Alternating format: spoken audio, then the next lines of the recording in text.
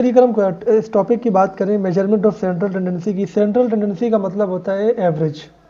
यानी हम जब एवरेज की बात करते हैं स्टैटिस्टिक्स में, तो उसके लिए जो वर्ड यूज़ करते हैं वो सेंट्रल टेंडेंसी यूज़ करते हैं। इसकी वजह ये होती है कि एवरेज किसी भी डेटा का सेंट्रल पॉइंट होता है और तमाम वैल्यूज़ को रिप्रेजेंट करता है। जिन वैल्यूज़ का हम एवरेज निकालते हैं उन वैल्यूज़ को सेंट्रल उन वैल्यूज़ का सेंट्रल पॉइंट होता है बेसिकली। तो इसीलिए एवरेज को सेंट्रल टेंडेंसी भी कहा जाता है इसमें स्टैटिस्टिक्स में। तो 3 तरह के एवरेजेस होते हैं, मीन, मीडियन एंड मोड। ये आपने सुना होगा पहले भी ना, कि एक मीन होता है, एक मीडियन होता है, एक मोड होता है। सिमिलरली यहाँ पर भी यही हमारा कॉन्सेप्ट होगा जो कि आपने पहले पढ़ा है कि मीन, मीडियन और मोड को हम किस तरीके से फाइंड आउट करते हैं। अच्छा, इनका यूजेस क्या होता है ये भी इंपॉर्टेंट है समझना। मीन हम तब मालूम करते हैं जब हमारे पास जो डेटा होता है उसमें वेरिएशन बहुत कम होती है। जब डेटा में वेरिएशन बहुत कम होती है तो हम मीन मालूम करते हैं। जैसे अगर आप 10 डेज़ की सेल्स ले लें अपनी शॉप की ना, कि 10 डेज़ में आपने क्या सेल्स की है, तो नॉर्मली तो कोई इतना ज़्यादा वेरिएशन नहीं होगा, डेली बेसिस पे जो लोग चीज़ें आपसे बाय करते हैं। मीडियन हम तब यूज़ करते हैं जब हमारे पास डेटा में वेरिएशन होता है या आउटलायर्स होते हैं। सपोज़ अगर आपने 10 दिन की सेल निकाली थी, लेकिन बीच में 1 या 2 दिन रमज़ान की वजह से, जैसे आपने 12 महीने की सेल निकाली मंथली ना, कि हर महीने आपकी कितनी सेल हुई है।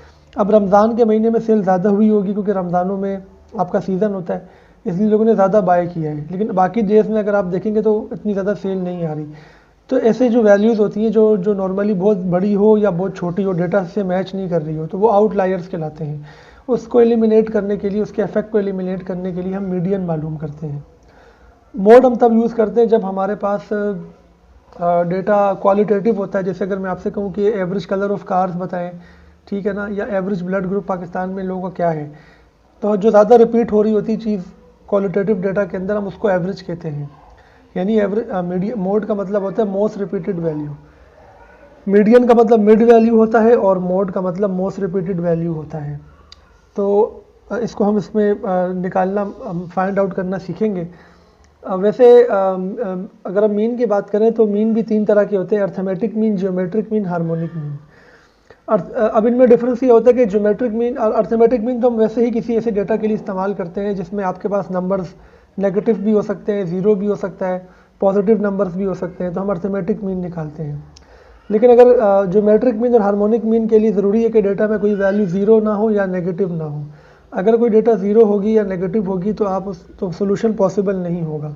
इसकी वजह ये होती है कि ज्योमेट्रिक मीन हम तब यूज़ करते हैं जब हमारे पास डेटा में किसी चीज़ का इजाफा या कमी परसेंटेज में हो। यानी जब हमारे पास डेटा परसेंटेज में होता है, किसी चीज़ का इंक्रीज़ या डिक्रीज़ बेसिकली वो डेटा रिप्रेजेंट कर रहा होता है परसेंटेज में, तो हम ज्योमेट्रिक मीन निकालते हैं या हार्मोनिक मीन भी निकाल सकते हैं।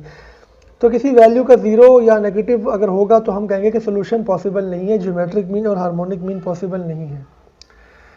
अब हम सोल्यूशन की तरफ चलते हैं।